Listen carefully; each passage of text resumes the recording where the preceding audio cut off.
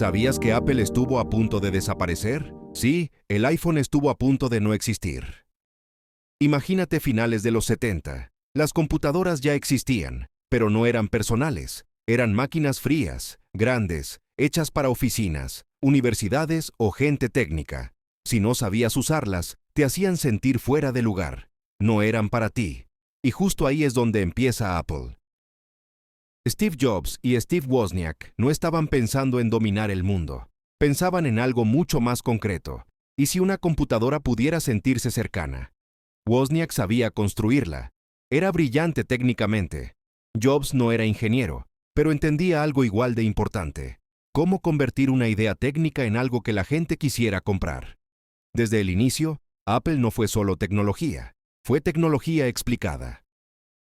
Apple crece rápido porque logra meter computadoras en casas y escuelas, no porque fueran las más potentes, sino porque eran más fáciles de entender.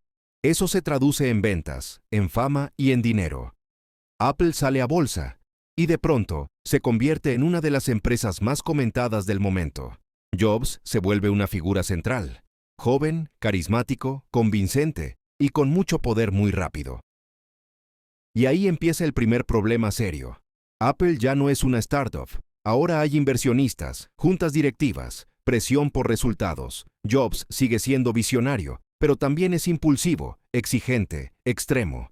Quiere productos revolucionarios, aunque cuesten más y tarden más. El mercado, mientras tanto, se vuelve más competitivo. Otras empresas empiezan a vender computadoras más baratas. Apple vende menos de lo que esperaba y empieza a gastar más de lo que debería.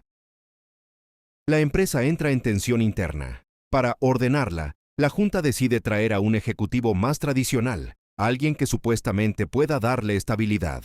Poco a poco, ese ejecutivo y la junta empiezan a ver a Jobs como un riesgo. No porque no sea talentoso, sino porque no es predecible. El conflicto escala. Jobs pierde influencia, ya no decide todo, hasta que llega el momento más duro. El consejo de administración toma la decisión de sacarlo del control operativo de la empresa que él mismo fundó. Steve Jobs no se va porque quiere, lo empujan fuera.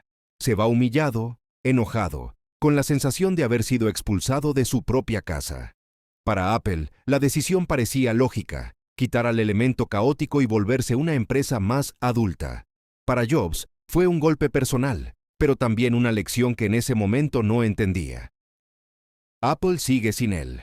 Y al principio, todo parece más ordenado. Hay más procesos, más juntas, más estructura. Pero algo empieza a romperse lentamente: la identidad. Apple ya no sabe exactamente qué la hace diferente. Lanza productos, sí, pero sin una visión clara. Las ventas bajan, las pérdidas aparecen.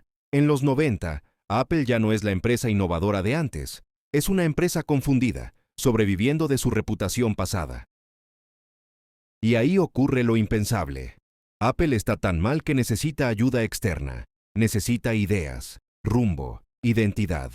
Y el único que realmente entiende qué es Apple es el hombre al que sacaron. Así es como Steve Jobs regresa. Pero no regresa igual.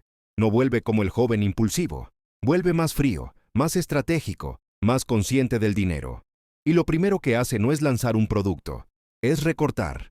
Corta líneas completas, proyectos enteros, ideas que suenan bien pero no sostienen el negocio. Entiende algo que antes no había aceptado del todo: cada producto extra es un costo oculto. Ese enfoque salva a Apple. Con menos cosas, la empresa recupera claridad. El iMac no es solo una computadora bonita, es una declaración. La tecnología puede ser simple y atractiva. El mercado responde. Apple vuelve a ganar dinero. Luego Apple observa otro mercado roto: la música. La gente descarga canciones ilegalmente, no porque no quiera pagar, sino porque el sistema es incómodo. Apple no pelea contra eso, lo simplifica. iPod más tienda digital. Fácil, integrado, legal. Y otra vez, ventas masivas, ingresos nuevos y una industria completa obligada a adaptarse. Después llega el punto de quiebre: el iPhone. Apple no inventa el teléfono, pero cambia cómo se usa. Convierte el celular en una computadora sencilla de bolsillo. Y lo más importante, construye un ecosistema: apps, servicios, accesorios. El dinero ya no viene solo del dispositivo, sino de todo lo que lo rodea. Apple deja de ser una empresa que vende productos aislados y se convierte en una empresa que vende continuidad. Cada usuario vale más con el tiempo. Cambiarse se vuelve incómodo. Y eso se refleja en ganancias históricas, constantes, año tras año. Cuando Jobs muere, muchos piensan que Apple va a caer. No pasa, porque Jobs ya no es el motor diario. Lo que dejó fue una lógica. Pocos productos, control total, experiencia cuidada, márgenes altos. La empresa sigue creciendo porque el sistema ya está instalado. Si ves la historia completa, Apple no es un cuento romántico. Es una historia de crecimiento rápido, errores, pérdidas, decisiones duras, expulsiones, regresos y aprendizaje. Steve Jobs no es solo el fundador visionario, es el fundador que fue expulsado, el empresario que aprendió perdiendo y el líder que regresó entendiendo que la creatividad solo funciona cuando está sostenida por disciplina económica. Apple no ganó por hacer más cosas, ganó por aprender a hacer menos, pero mejor, y esa es la verdadera historia que sostiene todo lo demás.